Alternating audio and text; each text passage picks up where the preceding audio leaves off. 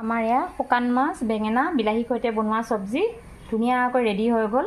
নমস্কাৰ সুপ্ৰভাত সকলোলৈ। আশা কৰিছোঁ আপোনালোক সকলোৱে ভালে কুশলে আছে আৰু ভালে কুশলে থাকক সদায়, এইটোৱে কামনা কৰোঁ। বৰ্তমান বাৰু আমাৰো ভালেই।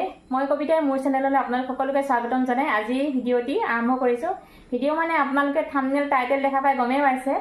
আৰু মোৰ মৰমৰ বাইদেউগৰাকী আপোনালোকক কৈছোৱে যে বিনু বাইদেউ শিৱসাগৰৰ পৰা মই শুকান মাছ ভাল পাওঁ বুলি গম পাই তেখেতে শুকান মাছ দি পঠাইছিলে শুকতিৰ লগত। আৰু এতিয়া ভাবিলোঁ শুকান মাছ মই বনাওঁ, আহি পালে যেতিয়া আৰু ইমান সময় মানে ধৈৰ্য ধৰি থাকিব নোৱাৰি, গতিকে ভাবিলোঁ বেঙেনা আৰু বিলাহীৰ লগত কিদৰে শুকান মাছৰ আজি ৰেচিপিটো বনাওঁ। আৰু ইমানেই ধুনীয়া লাগে নহয় খাই। আমাৰ এওঁ আগতে মাছ মাৰে আৰু বহুত মাছ পায়, তেনেদৰে শুকুৱাই ৰাখোঁ। কিন্তু অলপ এইবাৰ মানে মাছ মাৰিবলৈও নহ'ল আৰু শুকুৱাব নহ'ল, গতিকে বাইদেৱে দি পঠোৱা মাছকে মই বনাওঁ আৰু চাওকচোন কিদৰে বনাওঁ। আৰু এতিয়া বনাবলৈ লৈছোঁ শুকান মাছ বেঙেনা বিলাহী মিক্স কৰি এখন ধুনীয়া চব্জি শুকান মাছৰ। আৰু আপোনালোকক সিদিনাখন আনবক্সিং কৰি দেখাইছোৱে যে মোৰ মৰমৰ বাইদেউ এজনীয়ে শিৱসাগৰৰ পৰা শুকান মাছ আৰু শুকতি মোৰ প্ৰিয় কাৰণে দি পঠাইছিলে। আৰু সেই শুকান মাছৰ সৈতে মই বনাবলৈ লৈছোঁ এতিয়া। আৰু কেনেদৰে বনাওঁ আপোনালোককো অলপ দেখাওঁ। এইফালে লৈছোঁ ধনিয়া, এইফালে আদা নহৰু বটা, এইফালে জলকীয়া আৰু এইফালে বিলাহী কাটি লৈছোঁ আৰু এইফালে বেঙেনা।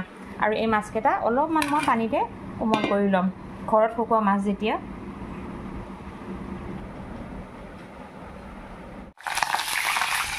প্ৰথমে নিমখ আৰু অকণমান হালধি দি মাছকেইটা অকণ ফ্ৰাই কৰি লওঁ।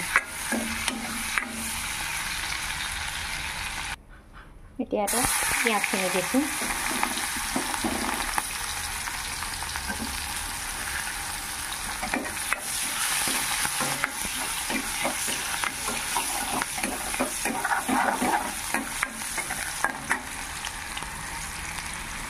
এতিয়া ইয়াতে দিম আদা নহৰু বটা পেষ্টটো।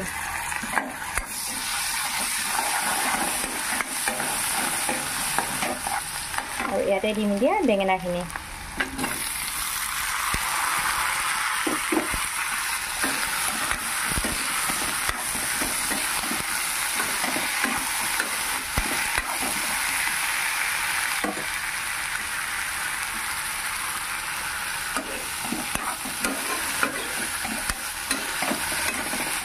ইয়াতে দিম এতিয়া সোৱাদ অনুপাতে মানে নিমখ হালধি অলপ,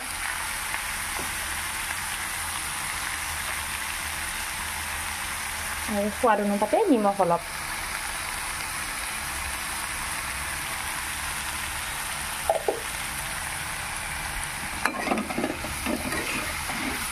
এতিয়া এইখিনি অলপমান ভাজি ল'ম। আৰু ইয়াতে দি দিম মই কাটি ৰখা জলকীয়া দুটা, কেঁচা জলকীয়া। আৰু অলপ ভাজি ইয়াতে মই বিলাহী এড কৰি দিম।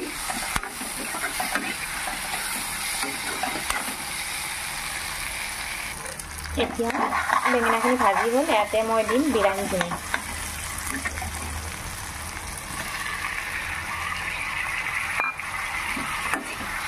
বিলাহীখিনি দি আকৌ অলপ ভালকৈ ভাজিম। আৰু এইটো খাই বহুত ভাল লাগে। আজি মই বহুত দিনৰ মূৰত শুকান মাছ পালোঁ কাৰণে ঘৰত বনোৱা আজি এনেকৈ বনাইছোঁ। আগতেও বনাই খাওঁ এইদৰে, বহুত ভাল লাগে।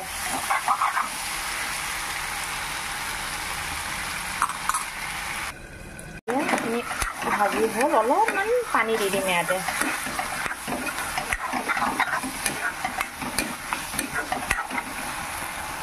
ইয়াতে এই মাছকেইটা এড কৰি দিম প্ৰথম।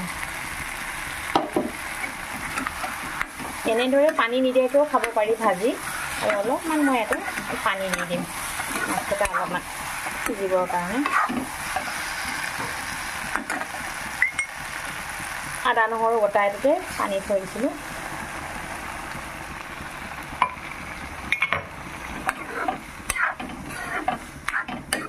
এতিয়া অলপ উতল আহিব দিম, তাৰপিছত আমি ধনিয়া দিম।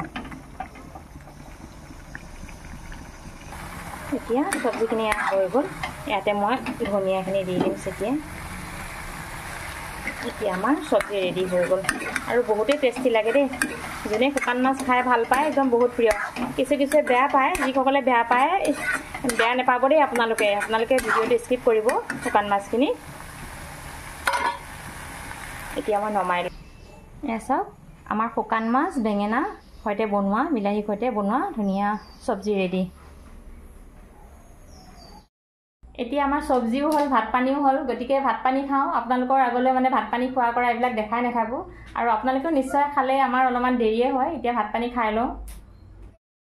আজি যদি এই ৰেচিপিটো আপোনালোকে ভাল পায় আৰু লাইক কৰিব, শ্বেয়াৰ কৰিব আৰু এটা ভাল কমেণ্ট কৰিব। আৰু আপোনালোকে বহুত ধুনীয়া ধুনীয়া কমেণ্ট কৰে, মোক উৎসাহ দিয়ে।